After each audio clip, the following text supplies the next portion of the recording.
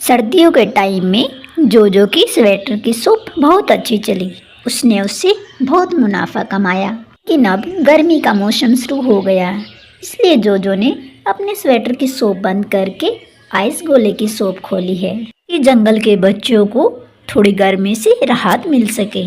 गोले बनाने में जो सामग्री लगती है वो जोजो कालू के होटल से खरीदती थी। कालू का होटल भी अब बहुत अच्छे से चल रहा है। कालू ने भी अपने भाई को एक सहायक असिस्टेंट के तौर पर फिल्टर पानी, बर्फ और शुद्ध पानी की सोप खोल कर दी है। लेकिन गुल्लू बड़ा आलसी और कामचोर है। दिन भर वह पड़ा रहता है और सोता रहता है। ये होटल के काम के साथ साथ कालू को ही पानी की सोप भी संभालनी पड़ती है। जोजो की आइस गोले की शॉप भी बहुत अच्छी चल रही थी। दूर दूर से पंछी आते थे और जोजो की आइस गोले खाकर जाते थे। जोजो के आइस गोले को बहुत पसंद करते थे।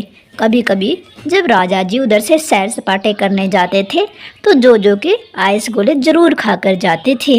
वाह जोजो, क्या स्वाद है तुम्हारे आइस गोले में।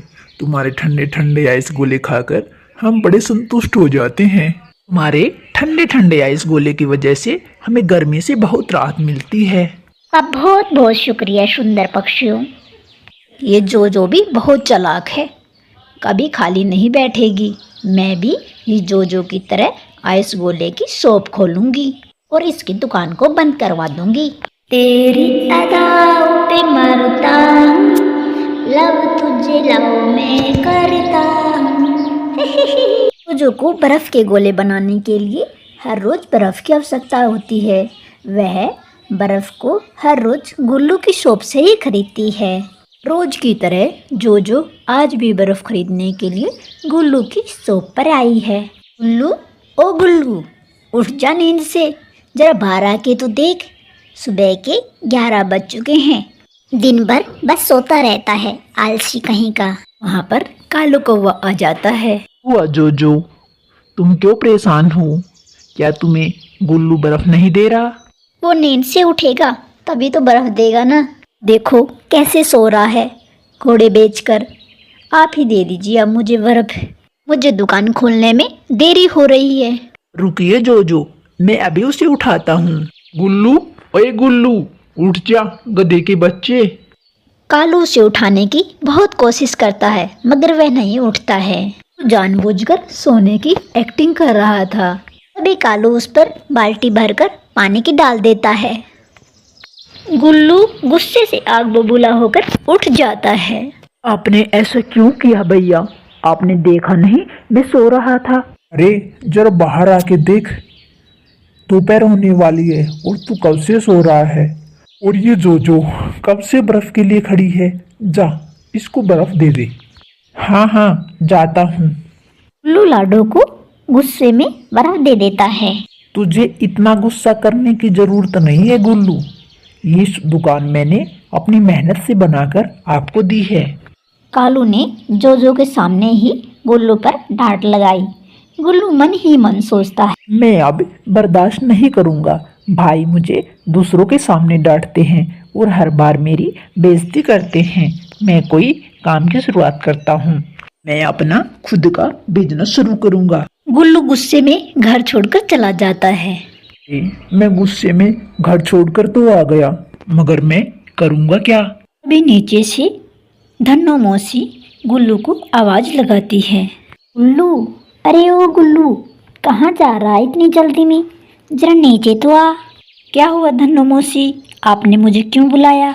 धन्नो मौसी घर के अंदर चली जाती है और अंदर से एक आइस गोला लेकर आती है। ये ले, टेस्ट करके बता ये कैसा है। गुल्लू आइस गोले को टेस्ट करता है। इसका टेस्ट तो बहुत अच्छा है धन्नो मासी, मगर इसमें कुछ तो कमी है।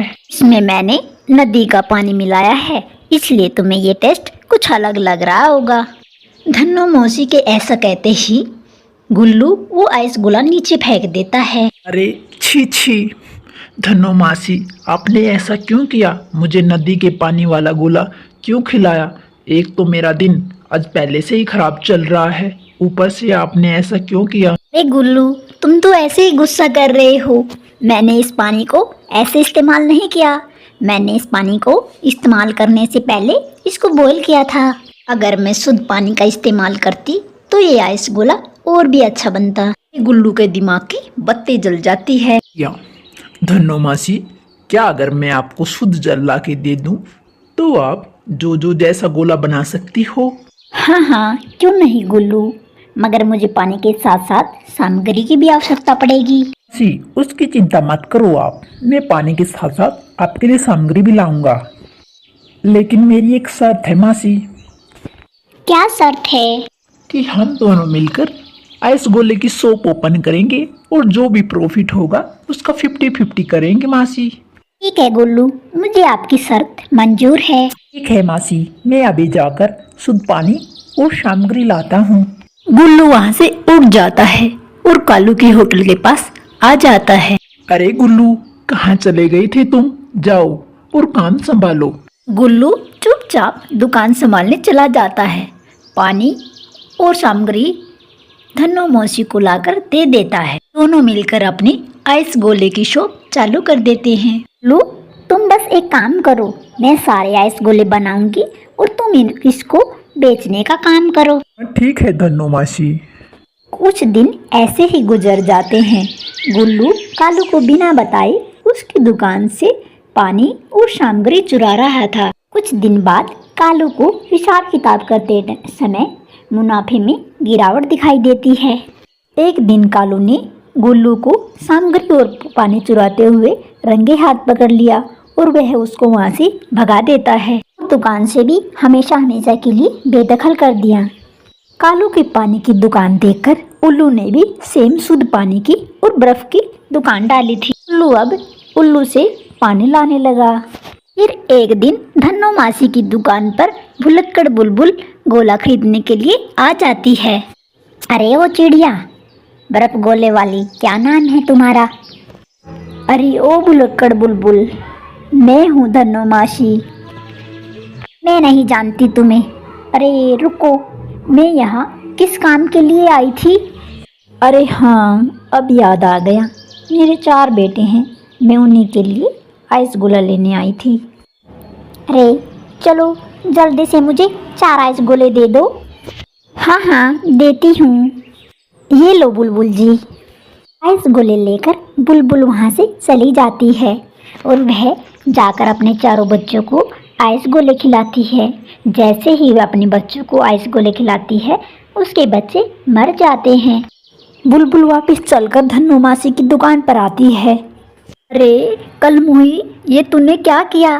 क्या मिलाया था इस आइस गोले में जिसे खाकर मेरे बच्चे मर गए?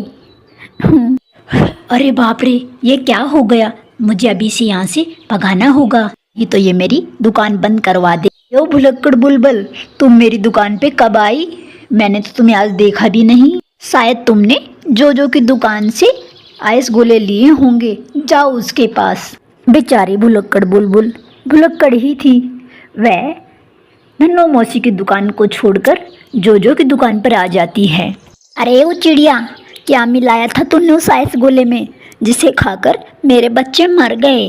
बुलबुल की बात सुनकर चिड़िया हक्का बक्का रह जाती है। ए बुलबुल, तुम ये क्या कह रही हो? तुम मेरी शॉप पर कब आई? मेरी शॉप पर गोला खरीदने के लिए नहीं आई थी। बुलबुल अब और भी परेशान हो जाती है और वह परेशान होकर राजा के पास जाती है और राजा को सारा वृत्तांत सुनाती है।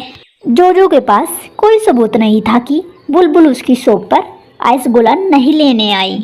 धन्नो मौसी ने अभी अभी दुकान खोली थी, इसलिए उसकी दुकान इतनी फेमस भी नहीं थी और उसको कोई जानता भी नहीं था। और जो की शॉप बहुत पुरानी थी, उसे सब जानते थे। का फायदा धन्नो मौसी को हुआ। राजा जी ने बुलबुल के बच्चे मारने के जुल्म में चिड़िया को जेल के अंदर डाल दिया और जो जेल के अंदर सड़ती रहती है, और उसकी दुकान को भी सील कर दिया। फिर भी जंगल में पक्षी मरते रहते हैं। कालू राजा जी के पास जाता है और कहता है, राजा जी, मुझे पूरा यकीन है जो ऐसा नहीं कर सकती। मुझे शक है गुल्लू ने एक नई शॉप खोली है धन्नो मासी के साथ मिलकर आइस गोली की। मुझे उन पर पूरा शक है। शुरू शुरू में तो वो मेरी दुकान से बर्फ और पानी भी चुरा रहा था, लेकिन अभी 2-3 दिन से नहीं आया है। जब से उन्होंने शॉप खोली है तभी से पक्षी भी मर रहे हैं। चाचा ने कालू की बात मानकर गुल्लू और धन्नो मासी पर पूरी निगरानी के लिए अपने सैनिकों को रख दिया। सिपाहियों ने गुल्लू पर पूरी निगरानी की। गुल्लू उल्लू से बर्फ पानी खरीदता था, लेकिन सैनिकों को उसमें कोई भी मिलावट की चीज़ नहीं मिली। रिकॉर्ड बिल्कुल क्लीन दिखाई देता है। उनके खिलाफ कोई भी सबूत नहीं मिलता है। राजा जी अब चिंतित हो गए कि जंगल में पक्षी क्यों मर रहे हैं। तभी रात को एक स्नेक निकलता है। राज अपने बिल से बाहर निकलते ही उसको बड़ी प्यास लगी थी। वह धन्नो मौसी की शॉप पर आता है और बर्फ को चाटने लगता है। वाह बर्फ! अरे इस बर्फ की वजह से ही मैं गर्मी से बचा हुआ हूँ। अगर ये बर्फ नहीं होती तो मैं गर्मी से कैसे बचता। मुझे तो ये बर्फ खाकर मजा ही आ गया। वाह कितनी ठंडी है। ठंडी ठंडी बर्फ से मेरे गले में सुकून मिल रहा है। कोई मुझे बर्फ चाटता देख ले, इससे पहले मैं जल्दी से यहाँ से निकल जाता हूँ। तो दोस्तों आपको तो पता ही चल गया होगा कि नागराज की बर्फ चाटने से ये बर्फ जहरीली हो गई थी और इसी कारण से जंगल के पक्षी मर रहे थे।